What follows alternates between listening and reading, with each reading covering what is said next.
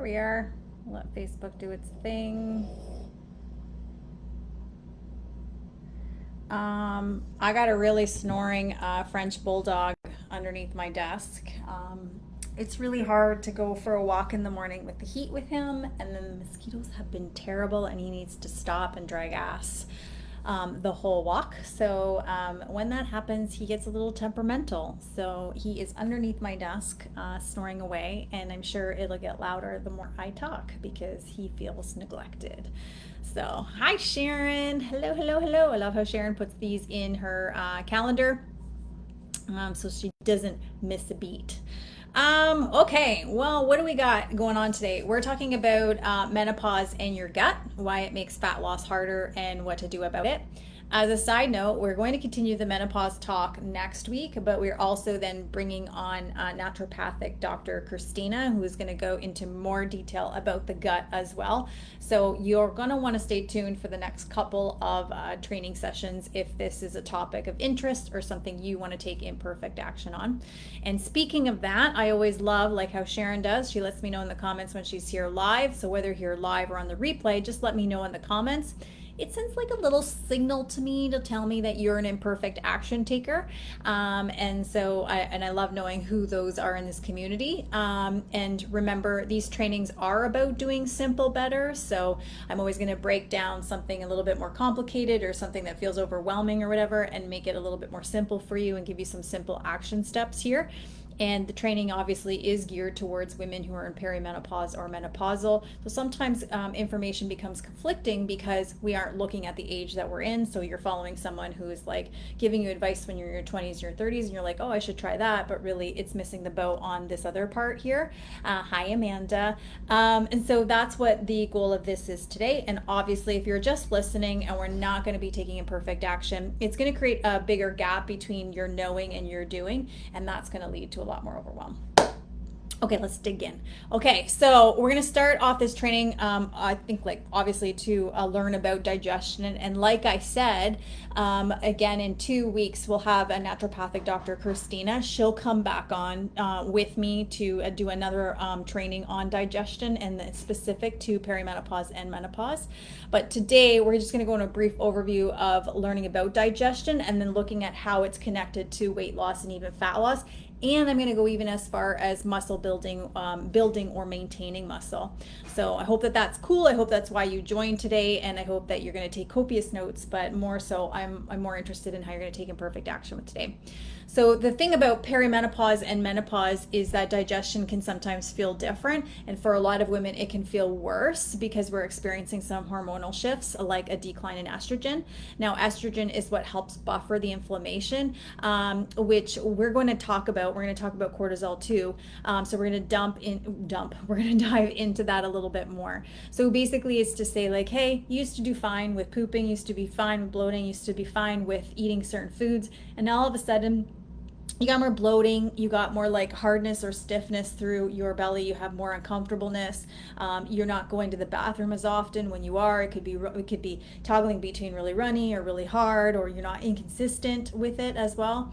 And it can also result in you used to be able to eat certain foods, and now certain foods bug you more, and then you're either waking up inflamed with like for example within that belly, or throughout the day it's progressively getting worse, or you're noticing it after certain foods, but you're not really sure which foods. So that's kind of what happens, and that's why it kind of happens, is because, well, estrogen declines, and estrogen plays an important role in digestion, and that all increases inflammation. So let's talk about digestion. So digestion starts with smelling and seeing, obviously. So, but this is an important part that often gets missed when we think about weight loss, because how our food looks on our plate matters. Because if you're like, think about like if you, the other day I went running by the bakery, and they were baking fresh bread, like at the grocery store, and they were baking fresh bread. you do start to water. Your mouth does start to water. So that's how an example of how smell plays a role. And then seeing as well, it's like, well, if you're in some space and you're like, oh, so the waiter brings out the next table beside you their food, and you look at it and you're like, oh, that looks really good. It actually starts digestion. And so that's really important too, because if you are thinking about weight loss and your food is really boring, it does have an impact on digestion. And if you're not having, a good, like, I love it when my clients submit their food journals, because I'm like, wow, you make your food look really pretty for some people, or wow, look at all the colors on there. Wow, if you collaged all of the food that you've been submitting in your food journal, you could see all the different colors and the different variety in your diet. So all that to say is digestion does start with smelling and seeing. So again, we get like that saliva in our mouth, and we want the saliva because it does help us break down some carbs. So often we think digestion doesn't start until it hits down here. Digestion actually starts with the saliva that's in our mouth. Then we chew our food, and it takes quite a bit for our food to digest, but digestion starts in the mouth, contractions of the esophagus, and then into the stomach, to kind of simplify it there. And again, I just wanted to pause because when I coach clients, we focus on eating slowly for this reason, because our food starts to break down in our mouth. This is where actual digestion starts. So if we're inhaling food, eating fast, or eating mindfully, for example, we're missing the key components of smelling and seeing our food, and we're missing the components of optimizing the digestive process, getting enough saliva and breaking down that food as well. And it happens when we eat distracted as well. And that, it just makes a key component, not only in optimizing your digestion, so reducing inflammation, reducing the bloat, for example. Like when you eat fast, you take in more air, and that results in a lot more bloating as well.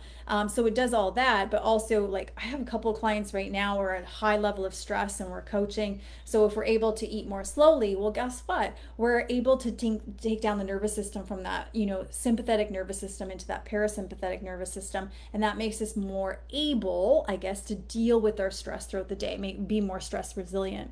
Now, your stomach needs acid to kind of help break down food. And this is secreted by cells that line our stomach and helps break down food. As a side note, your stomach acid does change in menopause and perimenopause even. So that's why sometimes where you were good and now you're not good, it's the acid that's changed. And our digestive enzymes, that naturally are produced in your body, they kind of help break down food.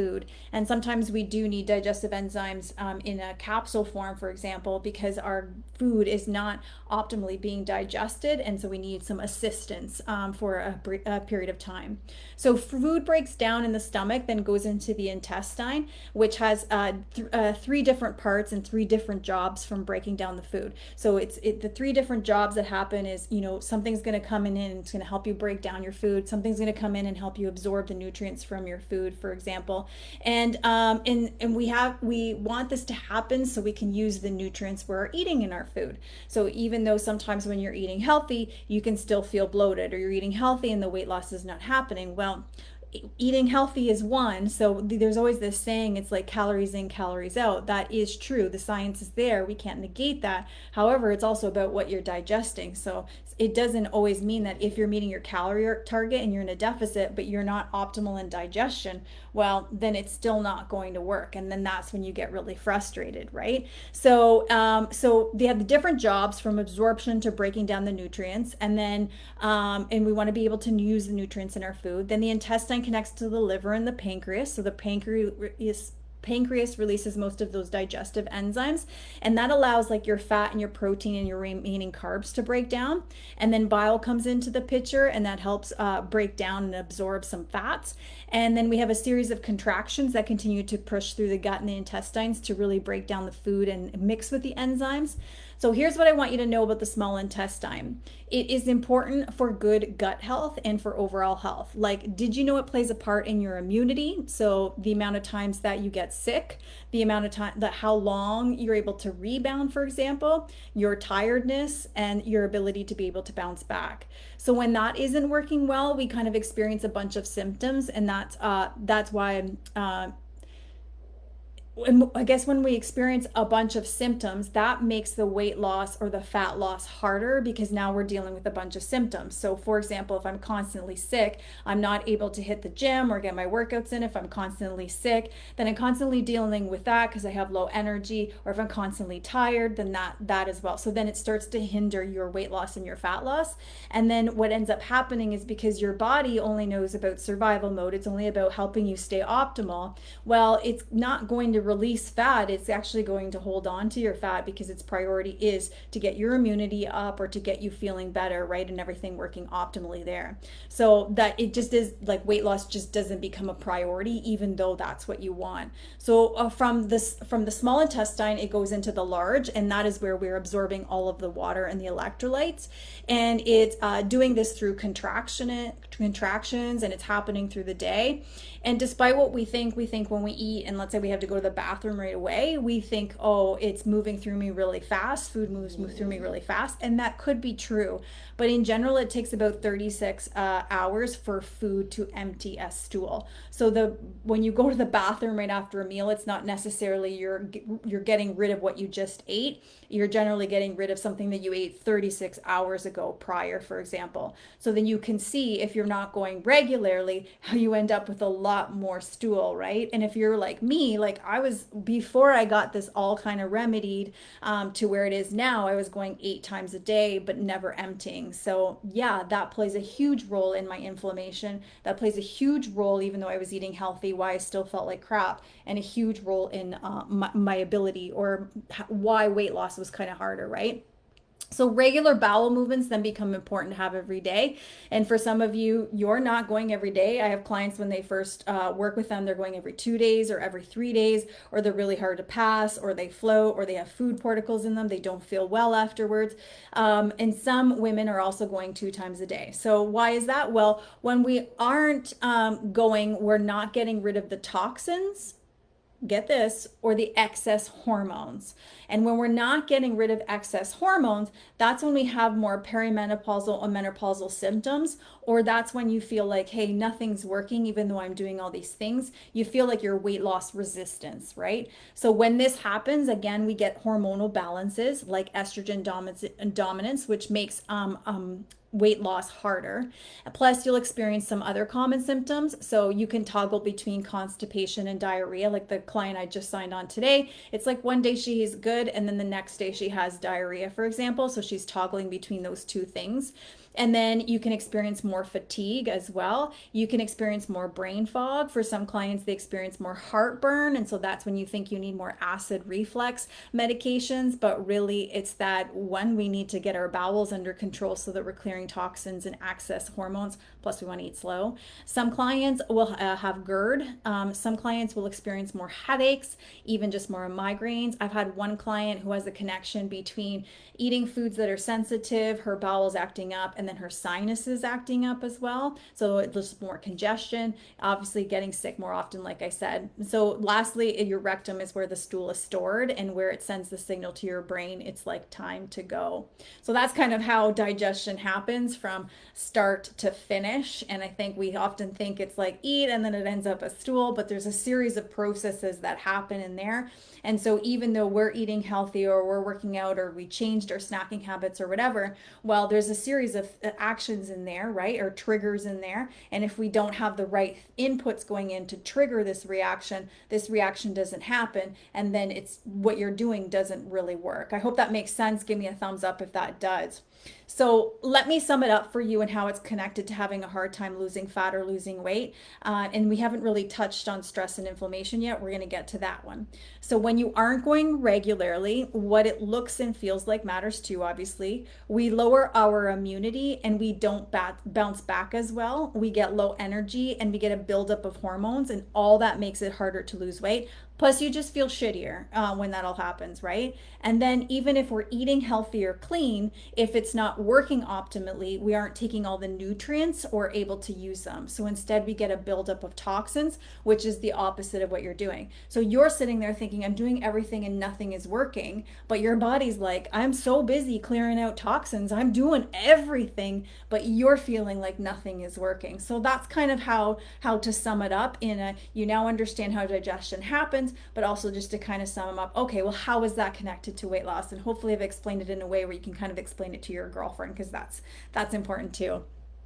Okay, so let's keep building on this, because part of all of this, right, if you don't have optimal digestion or optimal gut health, then that increases your inflammation, right? So why does inflammation happen more during this stage of life besides what we kind of discussed, right? So we know that if you don't have optimal digestion or gut health, then we already know that inflammation will come up. For some women, that means water retention, right? So like you put on socks and then you take the socks and you're like, wow, look, I can see the lines of the socks for a really long time. For other ones, it's like around their joints, or for other ones, it's like they had muscle, but now it feels like it's under a layer, and it just like they feel like a little bit like water ballooned or whatever, and that's an example of inflammation too. But for others, that it doesn't happen that way. It just feels like more bloating, more gas, more indigestion, that sort of stuff.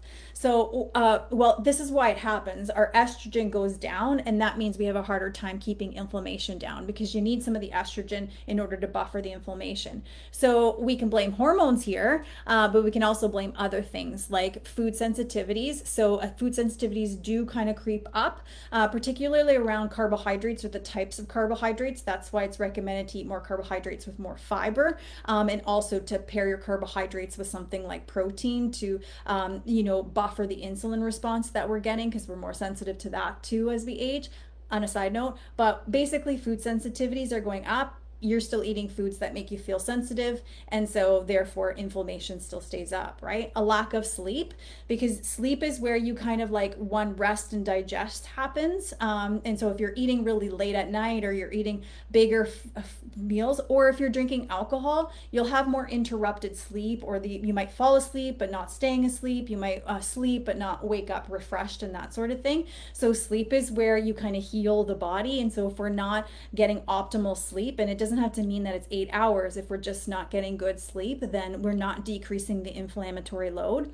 If you eat too much food, that can also increase the inflammation too, because now the body has to work extra hard to kind of process those foods and to digest those foods. And if you're eating foods that are sensitive to you, then it's clearing out all that. If the foods then create other things like skin conditions or anything like that, or then, or even just like insulin resistance and that sort of thing, or fatty liver, then your body's always constantly clearing out hormones and clearing out toxins. So too much or too little, that causes more inflammation. And too little too, because if you're truly taking on too little and you have high inflammation, then your body is constantly in restore and repair all of the time, and so it's never getting the ability to get to the goals that you want, which are weight loss. A lack of hydration as well so we think, hey, I don't drink a lot of water, and that's going to keep me but that's not true. It actually increases inflammation. Electrolytes imbalances as well. So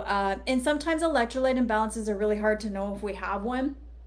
But if you're like and sometimes we that can be connected to low blood pressure as too. And then of course traveling. I don't know if you've traveled on a plane for a really long time and you get off, you're swollen as F, right? You feel really inflamed, and so that can really affect it too. We can, however, do things that decrease inflammation versus it leading to more and more gut issues and making weight loss so much harder. So that's the bit on inflammation, why it kind of happens during this state of life, how it's connected to your gut, but also how it's connected to these other things that we're doing that don't optimize. So basically, you want to lose fat, you want to lose weight, but your body's like, but wait a minute, I'm so inflamed, I got to do all my work over here. Or wait a minute, I got to build up of toxins because you haven't gone to the bathroom in the last 2 days, and you got to build up of hormones as well. And so I got to do all that even though you want this. So that's why it makes it harder for you to lose weight. So as an aside, if you get bloated after certain foods, like I said, besides how much or what you're eating, essentially more sensitive to foods that weren't there before, this can be due to estrogen decreasing and inflammation increasing. So you're like, what the hell do I do with that, Cindy? Well, we have to decrease inflammation, right? Because there's nothing you can do about estrogen, for example, but there's a lot you can do for inflammation. And I did touch on those there, and I hope that you wrote notes because I'm going to come back to them at the very end. Okay, so then how is this connected to cortisol? So cortisol is the hormone that's released when we're stressed.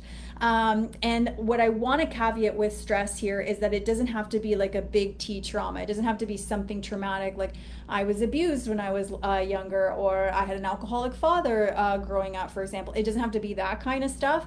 Sometimes what we don't consider is that we're over exercising, or the kind of exercising we're doing as a stress. Sometimes we're not considering the under eating or the overeating and the kind of stress. Sometimes we're not considering the mental stress, thinking about our body, thinking about foods and all that kind of stuff as well. So I just wanted to pause there to be like, stress comes in many forms, and it doesn't have to be a specific event. And sometimes women are really good at denying the low level stress that they constantly have, because they feel like they should be grateful for, and we should be grateful for what we have and all that stuff.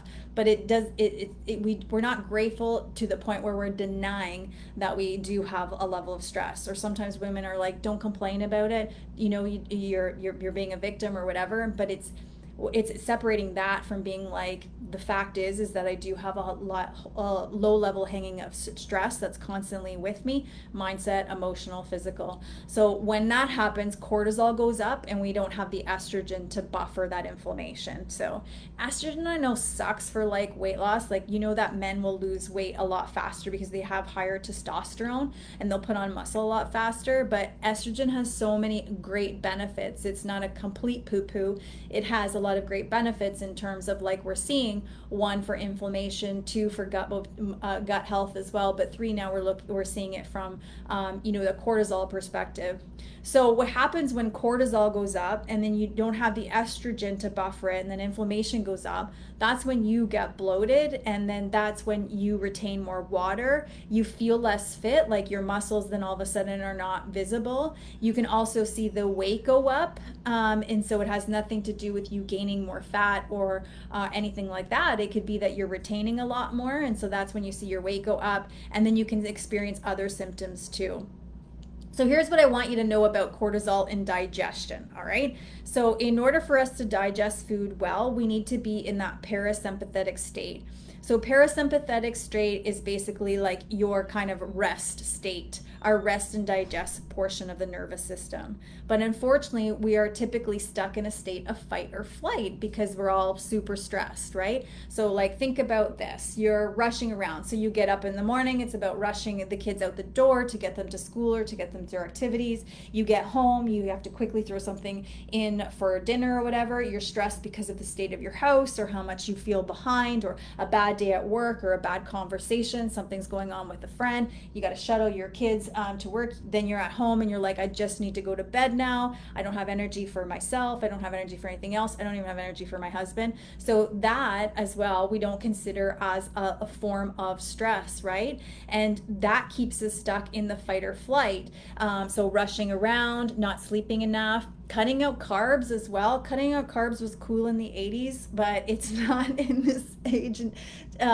Because we, like we already just talked about, we do need carbs. It's the preferred energy source of the body as well. But like I had suggested or hinted to you, is one is pairing your carbs with protein, which I think let's touch on that next week.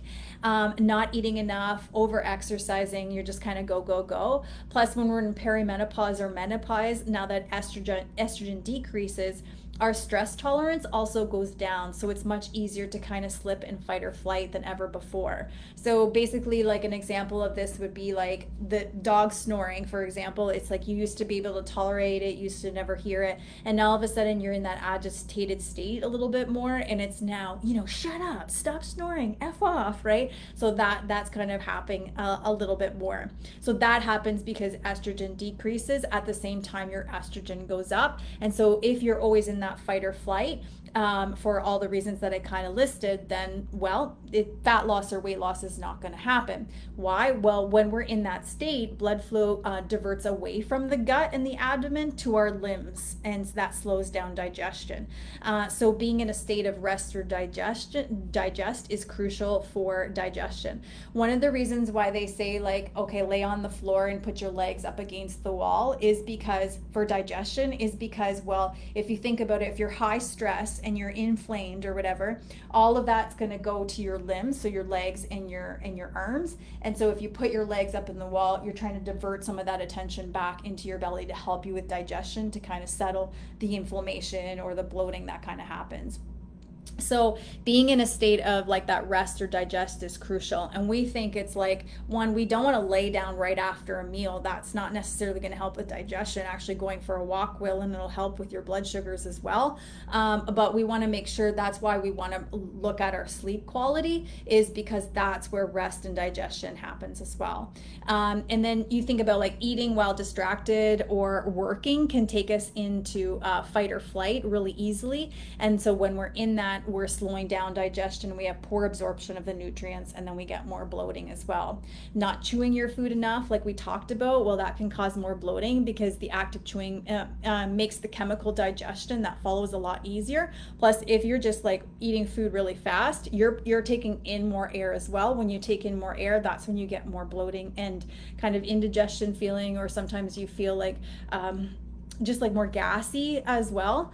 And so so those are kind of the things. Like obviously in there you have imperfect action that you can take. I'm subtly leaving them and dropping hints for you as well. I hope that you're taking notes, so that at the very end we're going to come and put it all together.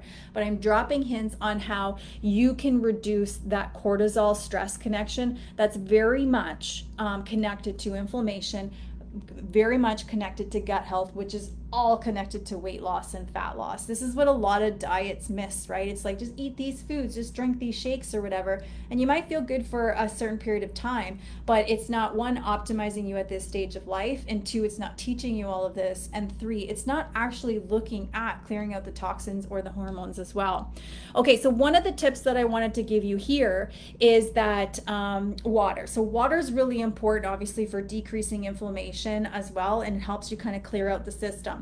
But what some women do is they drink too much water at their meal times. And what my tip for you is that you want to drink your water away from your meals. You can sip, I don't want you to choke, but I want you to drink your water away from meals. Why? Because one, I want you to keep your stomach acid intact when you're eating your meals, which is really important for you to break down. Two, I want to make sure that the nutrients are getting to where they need to get, and so water kind of takes that away. And that can also contribute to your bloating. So drink most of your water or your liquid away from your meals, so that'll decrease kind of your bloating, or if you have indigestion kind of things. So the hormonal imbalances can obviously leave you feeling like crap, but also struggling to lose weight. And the cortisol increases. The connection between stress and weight loss or fat gain comes down to under eating or over exercising, or too much food, for example, or eating foods that constantly bug you, so you're more sensitive, so you're eating more inflammatory foods even though you could do them before. Chronic dieting would be another one too. Not sleeping enough, being go, low carb diets, those all lead to poor gut health. Obviously everyday stress as well. So if you're thinking about, okay, what do I do about all this shit show that's happening, right? Well, I just gave you a ton in a bit of time in terms of what you can do that are really free, that are really going to get you to focus on the right things at the right time. So, and how is that? So now it's like, okay, so we looked at gut health, right? How digestion works. We looked at gut health and its role for fat loss and weight loss. We looked at inflammation and that role in weight loss and fat loss. And then we looked at cortisol, and we looked at the relationship between weight loss and fat loss. So now let's look at it from a muscle building or muscle retaining standpoint. So what's the connection? So when you have more bloating and water retention, the inflammation is high, and it makes it harder to build muscle. Plus you don't feel as strong. So if you've ever gone into the gym and you're just like super bloated, but you're like, I'm here, you'll notice that you have a hard time breathing. You'll notice that you sweat more. You notice that you don't have as much endurance to do, like, let's say the weightlifting, for example, and you just don't feel as strong. Well, why? It's diverting all the attention, into your limbs, but it's main job is to get your inflammation down and to clear the toxins and do all in hormonal balance. That's its main function. You want it to lift heavy or you want it to do your workout, but the two things, we're not on the same page with the two things. So that's what happens as well. And then if you're like inflamed, for example, in your belly, then you start to feel like, okay, then you jump on the scale, you are going to see the scale go up because it's inflammation, right? And then you're also going to not feel fit around that area because, well, we were not digesting. We were super bloated, right? We're super uncomfortable. Then your clothes are not going to fit as well.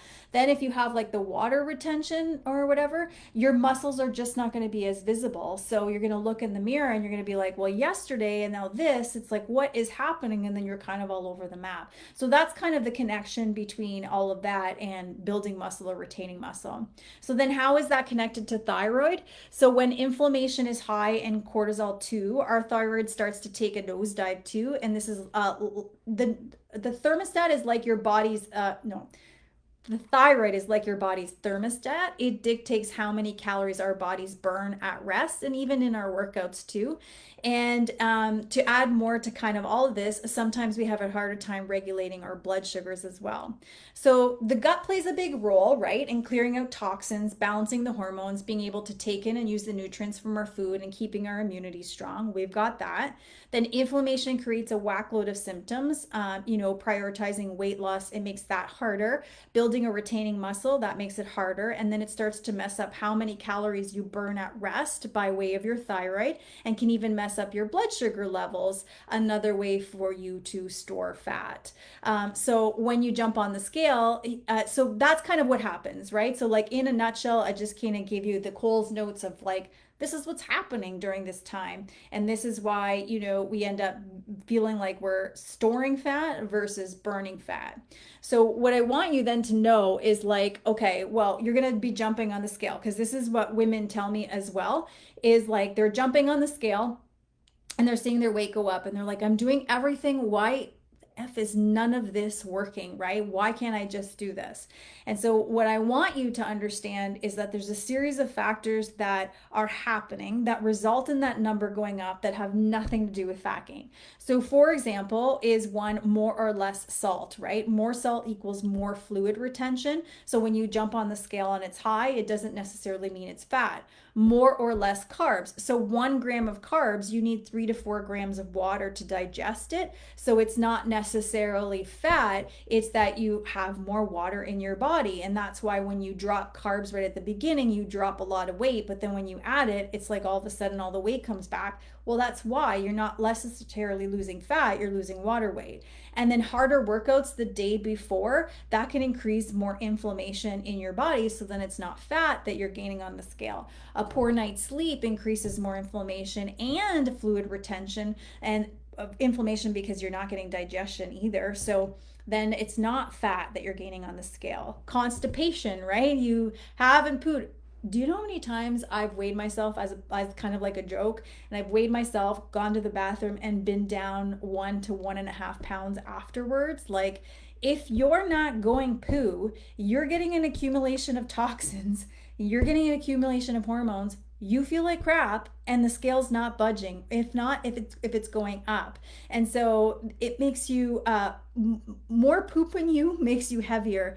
It's not fat gain. And then you have your hormones. You have less progesterone, so which equals more fluid retention, again, not fat, and more or less fiber, hard on the digestive system and inflammation. So when you kind of go on a diet, for example, and you try and increase your fiber, even if you try and increase your protein, if you do it too fast, then you might see the scale go up too quickly at the beginning because of a lot of these reasons that I just explained. And that's why you want to have a gradual approach. So are you catching my drift here?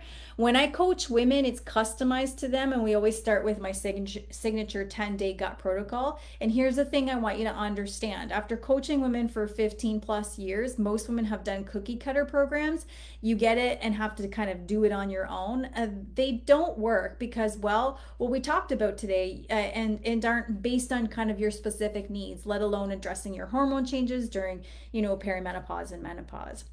So, is it all doom and gloom? The answer is no. Again, if you go back to my previous trainings, I gave you this ladder analogy and the rungs on the ladder. Ultimately, you get to decide how many rungs you want to have on the ladder. And so, sure, like obviously, I already have a rung of being female, so I have certain hormones that just men don't. And then I'm a certain age as well. And then I have specific genetics. And then if I'm in perimenopause or menopause, but I could add way more if I eat foods that I'm constantly sensitive to, or that increases my bloating. If I'm not pooping regularly and or having the right kinds of poops, so then I had another rung that makes it. And then if I have a go-go lifestyle and that stress, if I'm not sleeping, I can choose how many rungs I want to have on the ladder. But man, if you think about that ladder, that makes it way harder to get down or get off that ladder the more rungs you add. So you feel helpless, but I'm here to tell you you're not helpless. You just keep adding rungs on the ladder. And the whole point, the whole goal is to not have so many rungs on the ladder, because then it doesn't make it as difficult,